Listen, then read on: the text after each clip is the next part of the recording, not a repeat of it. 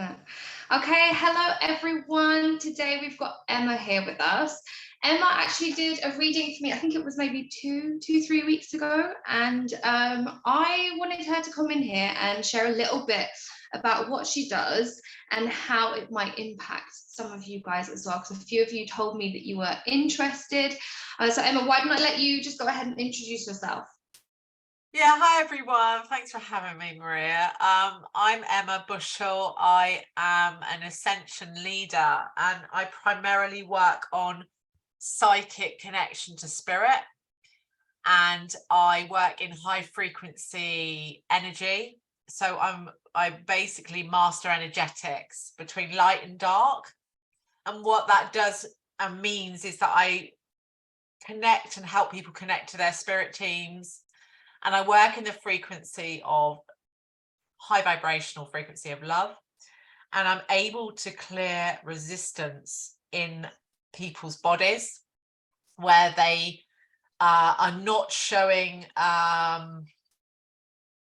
basically energetically, I just do clearances. And it's not just because it's very deep, soulful work. So I work very, very deeply. And the Akashics that the lovely Maria had is another reading that I offer, even though it's based on your soul's journey and your soul's incarnation in your Akashic record reading. It's part of what I do. So I work very much on people sink into my energetic field. And I clear resistance based on my words that I use. It lands in the language that people need to hear it. And sometimes I find that people need to just clear resistance, which I offer in a membership that I have attunements in. And some people need connection to spirit because there's a lot of resistance and fear around that. Or some people, like the lovely Maria, needed to know their true soul purpose to be able to up level or upgrade their work and work in a different level of bringing more, and this is on a soul level. So I go deep. So in a loving, beautiful way. I had lots of questions. You sent me an email and you're like, okay, if you want to prepare, think of some questions that you have. So I had my journal out and I had, a bunch of different questions that I'd written down. And I was like, okay, will we even get through all of this? I don't know, but I'm just going to have it here. And so what the cool thing was you kind of didn't answer any of my questions and everything at the same time, right? And if I'd have, it's those things, how sometimes we end up manifesting something, but it happens in the strangest way and we never could have planned it, the same thing, right?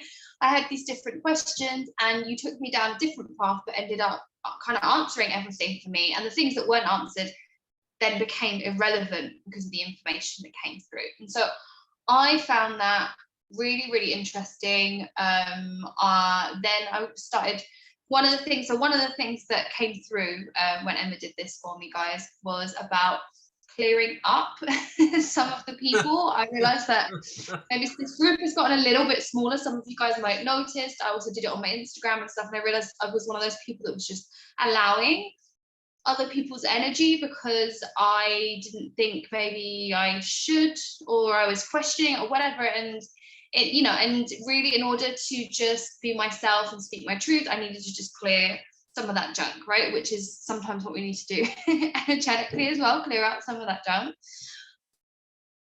I'm still feeling like this is this is all integrating at the moment, and I'm going through and seeing how everything comes up. But I think the question that I had was like, how did you get to this point? How did you end up getting to this point? Because a lot of us, we go through all these different things, and then sometimes we start getting these tools, this language, all of this different stuff, and it suddenly starts making sense, but it doesn't always make sense back then. Okay, so how did I get to this point, as in Akashics, or how did I just get to this point in my journey? Yeah. In your journey, in both, yeah, in your journey more than anything, I mean. Okay, so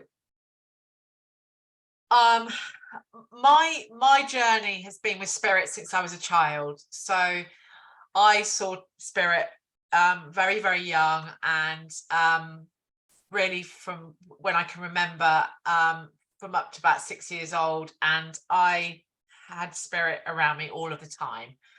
So I thought this was an amazing experience. And long story short, because I can go and digress, I was this joy of seeing spirit appearing and talking to me and being, I'm clairvoyant, I'm clairaudient, I'm clairsentient, I've got all of it going on. But this joy was really, really heavily resisted and diminished by my family. So the diminishment of my light wasn't, I had to hide that. Yeah. So the sufferance I've had from, and now I can piece it together, the sufferance I've had of not following my true path, and obviously you can't follow your true path really at 7, but the limitations of my beliefs started with my family putting me in a situation where I feel I couldn't talk about it. I couldn't be seen. I couldn't be heard about it. I had to hide a lot. I was scared. I created a fear about spirit. And I wanted to try and fit in to not being like that, which affected my whole being and has woven all the way through my my journey and my relationships with myself, in my family, and my relationships with people, and also my choices and alignment of my work.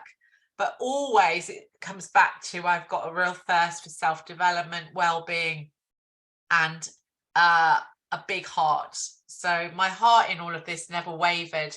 It was just that I took on other people's beliefs, limiting beliefs that limited me. And I hid in fear for a long time. And I'm talking about, and I think this resonates with a lot of people. I hid a lot for about 30 years. However, in my self-development that I always did alongside my 9-to-5 job was holistic work. So I did evenings where I was a massage therapist and a healer on the side at night, and then I worked my 9-to-5, and my psychic ability was able to have premonitions of people coming to me and telling me things before I knew them, and then I would work on their healing. And I did that alongside my job, but never really talking about it. And it grew and grew and grew until I'm so out of alignment, even though I was in my homeland, in my work on the night, not on the 9-to-5, that I just manifested a life that I was totally unfulfilled. Even though I gave love freely still, I wasn't in one of these sort of people that just was embittered and hated every minute of it, but I made choices, and I made choices to follow my soul's purpose, which was being seen. And my awakenings along the way, because I've had a lot of them, was very paramount in COVID. By many, many people have experienced this too. And I was set my intention to face it full on and be my channel. And my work has grown. I've grown and expanded. And now I'm in a position where I've gone through activations through my I get coached and do my deep inner work still now. We all do, to make sure I bring this in my work. So the people that I've learned from, I bring that in my work. And I fully I'm very I work very transparently. So those people have supported me, and they're mainly energetics. They're all energetics. So I work in activations. I work in controlling energy and clearing energy very, very rapidly. I've got a huge connection to spirit, and they help me. They are my number one. They are my number one people. And my belief and my fear in spirit was my biggest hurdle. And that, I have a lot of people that come to me and say, well, I don't know, I've got this fear of spirit, I don't know what I'm tapping into, how can I do this, how can I do that? And that is your number one for feeling you work from the inside out and you deliver your soul's purpose from that place of connection. It's when you become disconnected that you find that you're questioning yourself, you're out of alignment, you're not in your oneness, you're not in your alignment. You start to think, I don't know, maybe I shouldn't do that, I should do this. And you start to act randomly and think, oh, maybe I should do that because I've got to do that. And it's not actually from a place of, actually, I don't want to do that because that actually doesn't excite me doing that. Why am I doing that? Is that because somebody on Facebook is, or your mate's gone and done it, or it actually comes back to you at the end of the day because you have to love what you do. Always, because that will always be your passion and alignment in your soul's truth. Always. And it's when you come out of that, your clarity shifts and you become overwhelmed and you become unfulfilled and you start to get bored and quite saddened by the fact you're not connecting. That's a big part of our work, is your spirit team. That's a big part of my work. I have to have my spirit team with me. And it's also honoring that, to be seen being spiritual is huge. And voicing your beliefs and your experiences and your truths, not just people in your, like in this group, which is amazing, it's a beautiful space, but your friends, your family, your you know, day to day. You could be going to a job that you never talk about to anyone about anything to do with this. And that is the loneliest place to be. And when it's solely in your heart and your being, that is not on.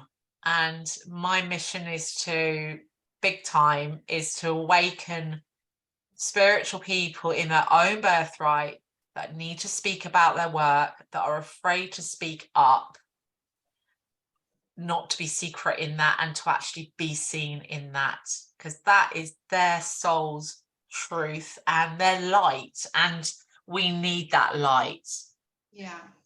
Big time.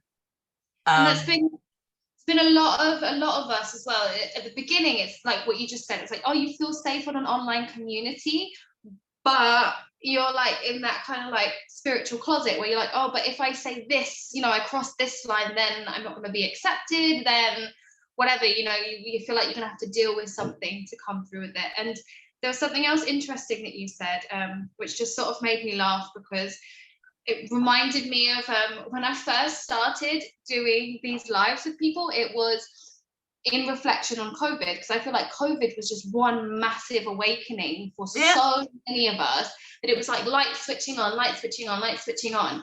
And every conversation I had with every woman, it ended up being something along that line that was like, okay, we can't just sit around, like, you can't just, you know, things are going to keep moving, things are going to keep happening, and you have to make that decision.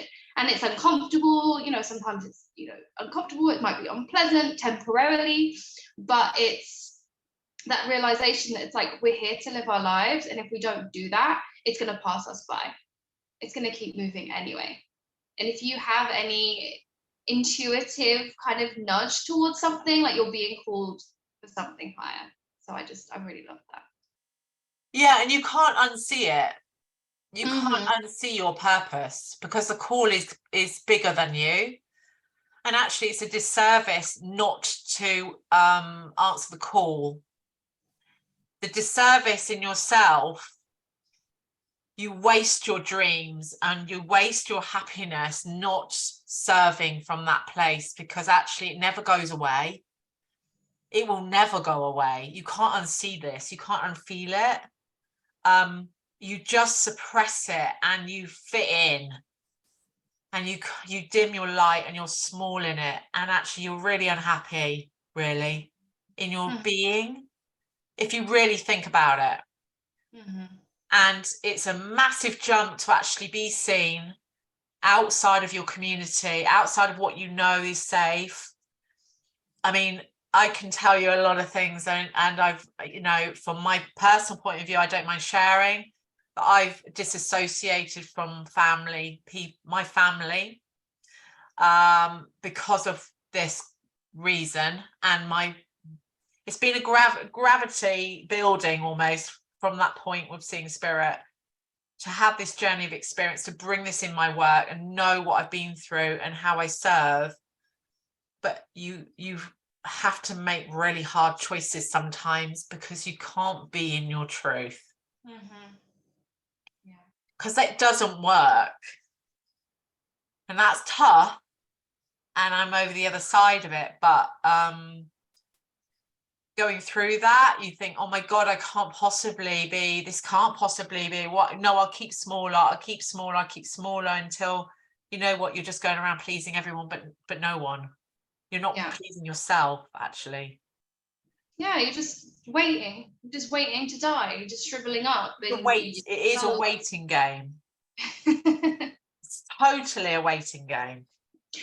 But on the flip side, because I want to end it a little bit on the flip side. Yes. The opportunities and the possibilities that open up when you choose that, when you choose for yourself, when you choose your own alignment, when you choose to start following your soul, when you choose to start sharing your gifts. The flip side of that, of what is being birthed at this moment, because I feel like the other side is like we're on the leading edge of like birthing a new paradigm, of birthing a new way of living. And sometimes like you're looking around, you're like, okay, what's going on here? But I also feel like, I said this before, I feel like if sometimes you look at the world, you either feel like, oh my God, like everything's falling apart, or oh my God, everything's being born, right? And it's part of that, two things being connected. Yeah, absolutely.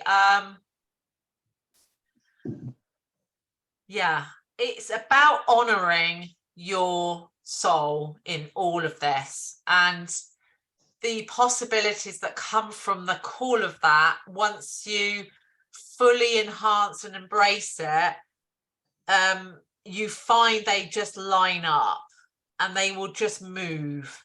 You have to make the choices of the resistance, but yet the weaving of your mission and your soul's mission will come to fruition if you follow your guidance with what you fully believe to be true.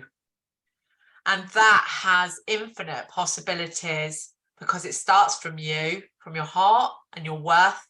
But I don't mean money. Money will come to you in abundance, but the richness of it is from your fulfillment and your mission and your purpose first, from within you.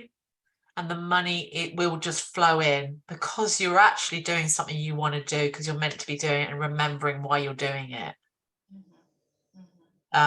That's it, really. It's remembrance of you and honoring you. Big time. So on that note, Emma, where can people find you? How can people get in contact? Oh, thank you, darling. Oh, people can find me by Facebook profile. I've got a membership that is all about my attunements, that I attune you into energetics. They're themed every month, and you receive a healing attunement from myself, and there's all other bonuses.